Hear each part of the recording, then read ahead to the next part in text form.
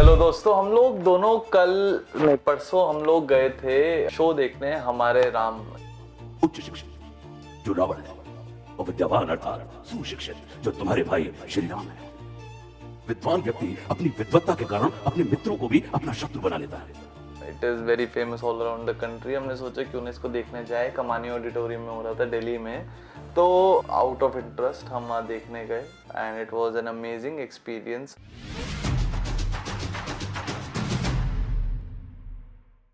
Beautiful show. Interestingly वहाँ पे हमें कुछ लोग मिले जो सनातन जर्नी को जानते थे। उन्होंने मुझे देखा, पहचाना, तो was a very good feeling. But apart from that, अगर हम जाते हैं वो शो पूरा देखने के बाद, हमने कुछ ऐसी कहानियों के बारे में जाना है रामायण के बारे में जो कम पता थी या थोड़ा थोड़ा उसके बारे में पता था।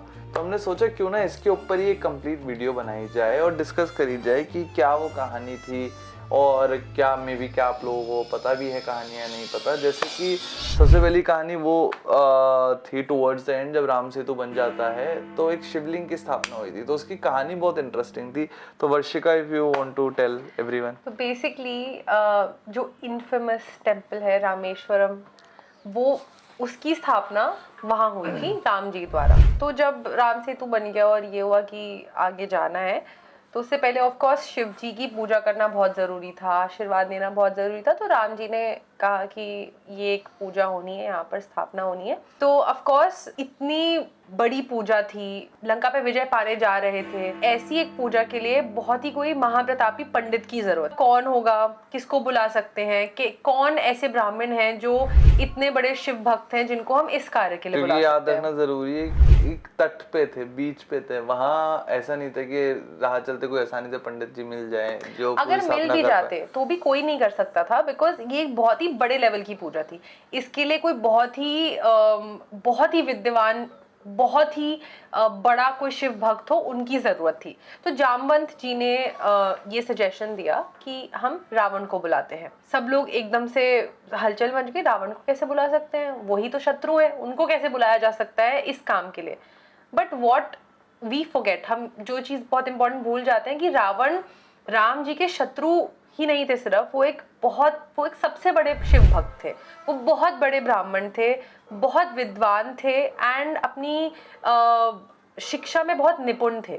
तो जामवंत जी ने बोला इस कार्य को करने के लिए वो ही सबसे उच्च या श्रेष्ठ चॉइस है। राम जी ने भी अग्री करा कि बिल्कुल उनसे बड़ा कोई नहीं हो सकता इस काम के लिए। तो जामवंत जी को भेजा कि आप जाइए और रावण को आमंत्रित करिए, वो आकर यजमान राम के लिए ये पूजा करें। जामवंत जी गए और उन्होंने रावण को बताया, उनसे बोला कि आपके लिए मैं आमंत्रण लेकर आया हूँ इस पूजा के लिए, आप कृपया आ जाइए। तो पहले तो रावण को मजाक की तरह ही लगा कि ये क्या मजाक है, तुम्हें पता है, मतलब मैं उसी की पूजा कराने जाऊं जो लंका को विजय प्राप्त करने के लिए आ रहे हैं और साथ ही साथ सीता जी को भी लेने आ रहे हैं। पहले तो उन्होंने मना कर दिया। हाँ। मना तो क्या, उन्होंने कहा कि ये कैसे हो सकता है। तो जामवंत जी ने समझाया कि आपको राम आपके शत्रु नहीं बुला रहे, आपको यजमान राम बुला रहे हैं, कृपया चलिए। एंड ऑफ कोर्स क्योंकि शिव जी की पूजा थी, रावण शिव जी के सबसे बड़े भक्त थे, तो वो अपने भगवान की पूजा को मना नहीं कर सकते थे और इतना बड़ा कार्य था, वो मना नहीं कर सकते थे। पर हाँ करते करते भी रावण ने एक यहाँ पर गलती गिनाई कि पूजा तो संपूर्ण हो ही नहीं सकती है। जब सीता जी वहां पर है ही नहीं, तो मैं बिना सीता जी के ये पूजा पूरी नहीं कर सकता और अपने भगवान की इस तरीके से पूजा तो नहीं करूंगा, ये अधूरी है। एक पत्नी के बिना एक पति अकेला पूजा नहीं कर सकता है।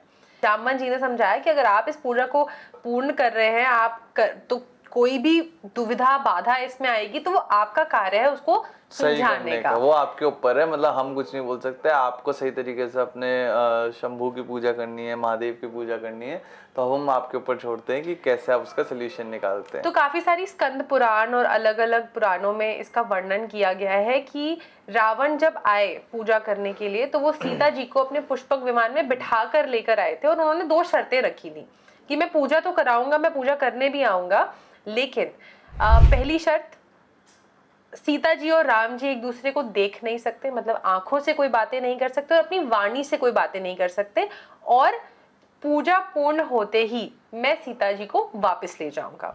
हमारे राम में फिर ये भी दिखाया गया कि रावण सीता जी के पास गए और सीता जी से पूछा कि मतलब बताया कि हम ये करने जा रहे हैं, तो सीता जी ने इनिशियली मना कर दिया ये बोल के कि तुम फिर से मेरे साथ कोई छल कर रहे हो, तुम वैसे ही मेरे साथ छल करके लाए थे। तो रावण ने सबसे पहले कहा कि प्रभु श्री राम की कसम खाता हूँ मैं कि कुछ ऐसा झूठ नहीं है।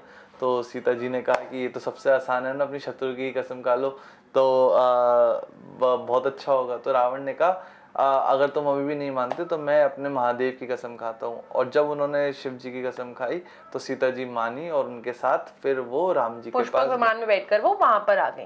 सारी स्थापना हो गई, पूजा कंप्लीट हुई, यज्ञ कंप्लीट हुआ एंड पूरा होते होते जब वो जाने लग गए तो राम जी ने कहा आशीर्वाद दीजिए। रावण ने कहा बिल्कुल, मैं बिल्कुल आशीर्वाद दूंगा। रावण ने उनको विजय भव का आशीर्वाद दिया। तो राम जी ने बड़ी क्लेवरली बोला कि आप आशीर्वाद दीजिए कि जो हम कार्य करने जा रहे हैं, मतलब लंका पे विजय प्राप्त करने जा रहे हैं, वो पूरा हो, वो पूर्ण हो। तो रावण ने विजय भव का उनको आशीर्वाद दिया था, of course knowing very well कि what this will consequence into. And उसके बाद वो सीता जी को वहां से लेकर चले गए। ये बहुत ही इंटरेस्टिंग स्टोरी है क्योंकि इवन दो डायनामिक्स इतने अलग अलग हैं, वो शत्रु थे, बट राम जी ने अपने एनिमी में भी उनकी अच्छाई को पहचाना।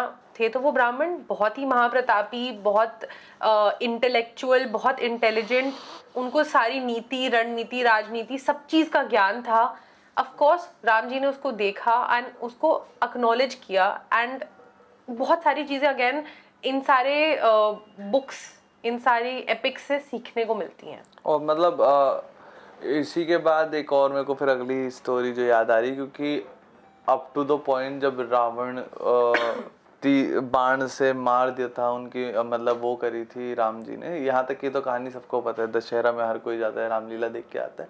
बट उसके बाद की कहानी जो एक मेरे को अच्छी लगी काफ़ी, जो एक इंटरेस्टिंग लगी कि कैसे राम जी ने रावण जब मोक्ष प्राप्त करने से पहले उनके ये बोला कि जाओ और रावण से वो सारा ज्ञान लो जो लक्ष्मण जी को बोला कि रावण से वो सारा ज्ञान लो जो उनके पास है, उनसे ग्रहण करो वो ज्ञान। सबसे ज्यादा मतलब क्योंकि कहते हैं कि सबसे ज्यादा ज्ञानी रावण है और उनसे लिया हुआ ज्ञान बहुत ज्यादा लक्ष्मण जी को भी सहायता करेगा आगे चल के जीवन में। तो लक्ष्मण जी तो बहुत इरिटेट हो गए कि ये क्या बात हुई, हमारे शत्रु से जाकर मैं ज्ञान लूं।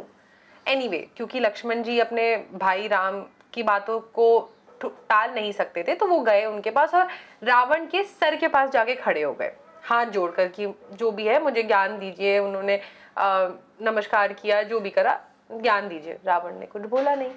तो लक्ष्मण जी और गुस्से में आकर राम जी से बोले कि ये तो मेरी बातों का जवाब ही नहीं दे रहे, ना ही ये मुझे एक्नॉलेज कर रहे हैं, ना ही मुझे ज्ञान दे रहे, मैं कैसे ज्ञान ले लूं।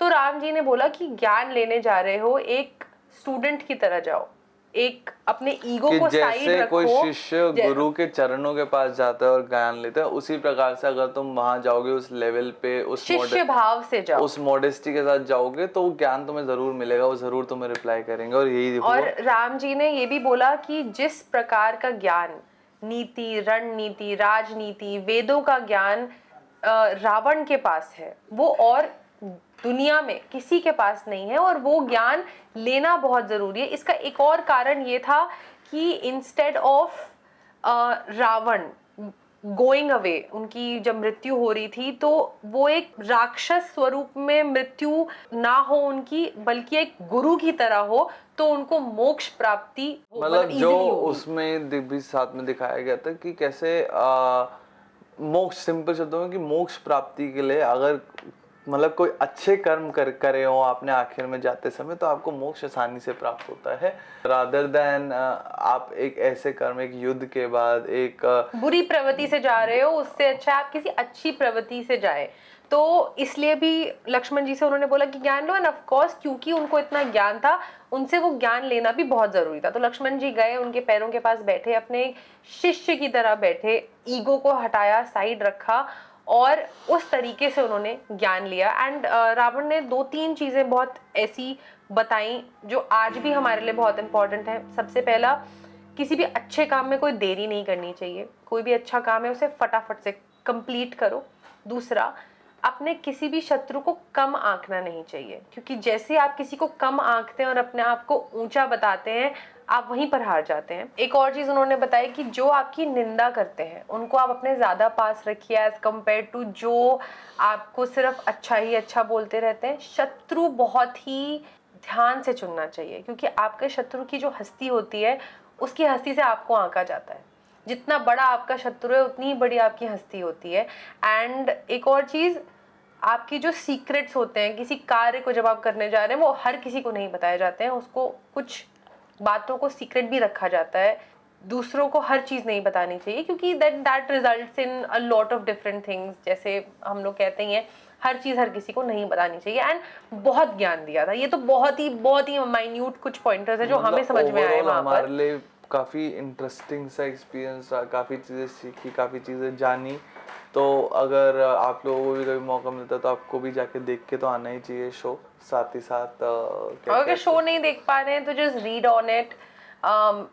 इससे ना ही केवल दिमाग खुलता है, अलग अलग पर्सपेक्टिव्स पता चलते हैं एंड काफ़ी इंटरेस्टिंग चीज़ें पता चलती हैं जो हमारे रिलीजन से जुड़ी हुई हैं, जो कि बहुत ही ज़्यादा लॉजिकल और प्रेजेंट लाइफ में बहुत ही ज़्यादा काम करने वाली है। तो ऐसे ही जानते रहिए सनातन धर्म के बारे में, जो चीज़ें आपको नहीं पता नहीं, और हम भी जानते रहेंगे और आपके लिए इंटरेस्टिंग स्टोरी लाते रहेंगे। और भगवान जी के गाने भी सुनते रहिए, एंजॉय करें।